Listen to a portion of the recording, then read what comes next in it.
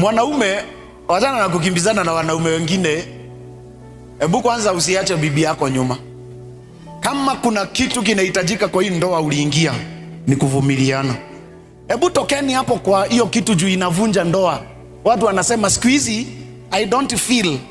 Sifilingi sasa, sifilingi kama napenda bibi yangu. I don't feel like I love.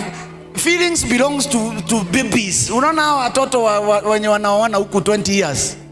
Ukifika hii miaka yenye mnaanza kupigana na school fees, mnaanza kupigana na rent pamoja, feelings are forgotten. And if you still have feelings, congratulations. Hebu wapigie wa feelings makofi mazuri.